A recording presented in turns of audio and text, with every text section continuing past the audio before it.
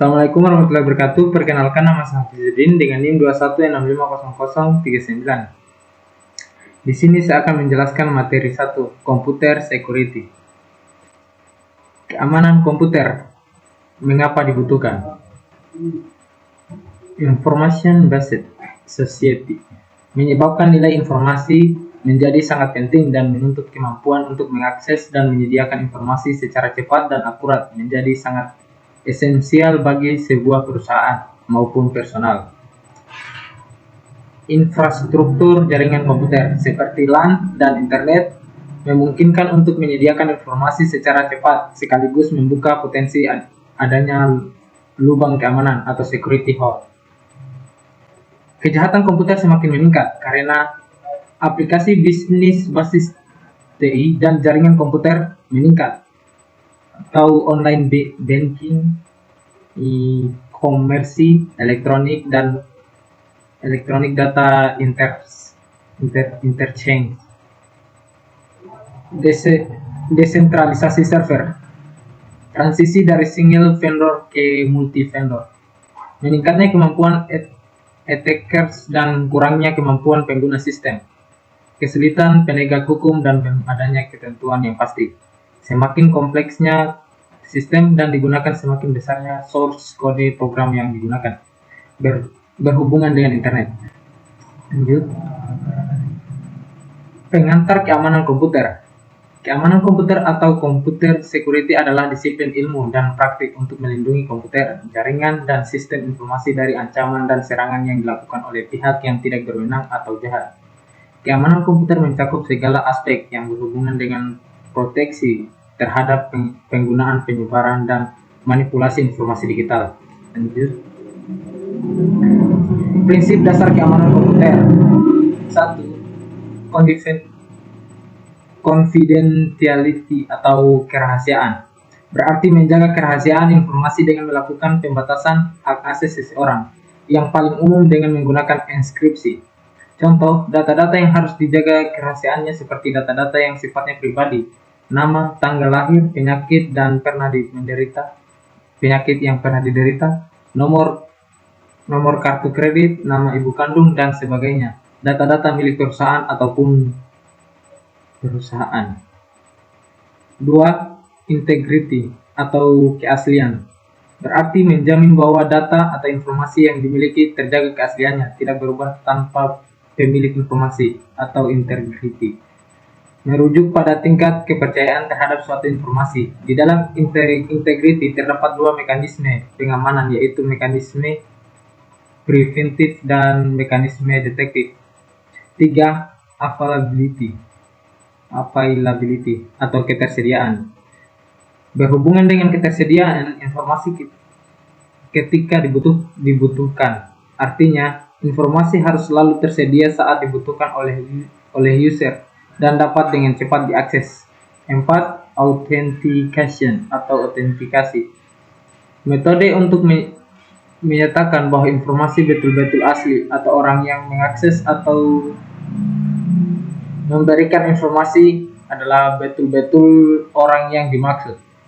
Terdapat beberapa metode autentikasi yang umum digunakan dalam keamanan komputer seperti autentikasi berbasis kata sandi, autentikasi berbasis kunci publik atau privat, autentikasi berbasis biometrik, dan sebagainya. 5. Authorization atau otorisasi.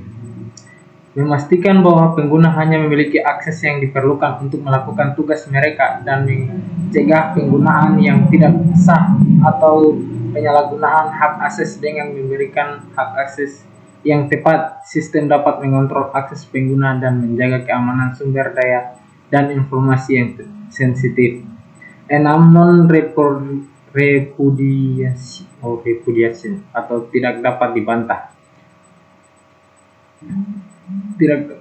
Atau merujuk pada konsep dalam keamanan komputer di mana pengirim sebuah pesan atau transaksi tidak dapat membantah bahwa ia telah mengirim atau melakukan transaksi tersebut. Lanjut. Ancaman keamanan komputer secara umum. Manusia Hacking atau cracking atau sesiapa saja yang berusaha atau yang mengakses sistem tanpa izin dari pihak yang berwenang. Tujuannya bisa untuk melakukan pencurian data atau informasi atau perusahaan.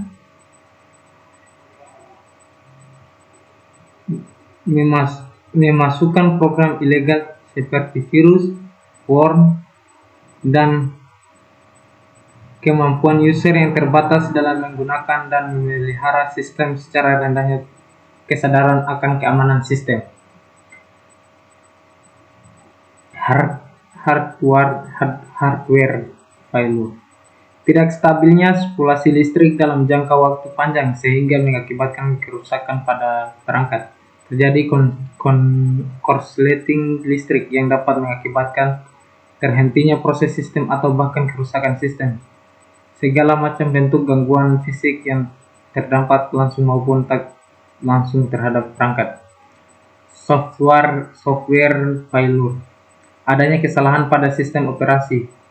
Adanya kesalahan saat mengupdate atau mengupdate program. Uji coba program yang tidak memadai sehingga menyisakan error pada perangkat lunak. Alam merupakan ancaman yang tidak bisa dicegah seperti banjir, gempa bumi, kebakaran, dan sebagainya. Lanjut, ancaman keamanan komputer.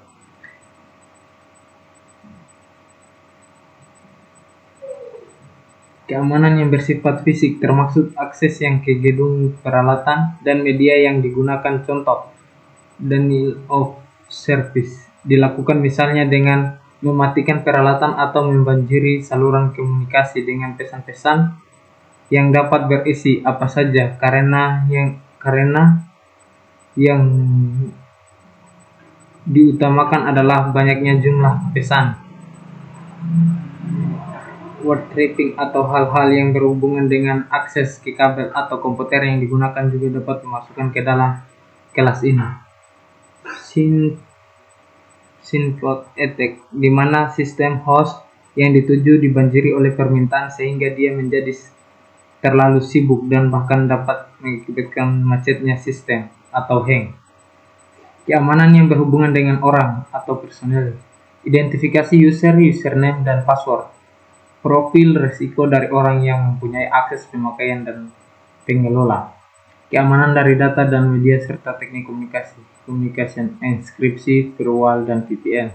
Keamanan dalam operasi. Adanya prosedur yang digunakan untuk mengatur dan mengelola sistem keamanan dan juga termasuk prosedur setelah serangan post-attack recovery. 15 contoh kasus nyata akibat dari jebolnya sistem keamanan komputer di Indonesia. 1. Pembobolan situs web KPU pada pemilu 2019. 2. Serangan ransomware OneCry pada tahun 2017 yang menyerang banyak institusi dan perusahaan di Indonesia. 3. Pembobolan situs web Kominfo oleh hacker pada tahun 2016. 4. Pembobolan situs web Bank Mandiri pada tahun 2015. 5. Serangan DDoS pada situs web BCA pada tahun 2015. 6. Pembobolan database warga negara Indonesia di Malaysia pada tahun 2013.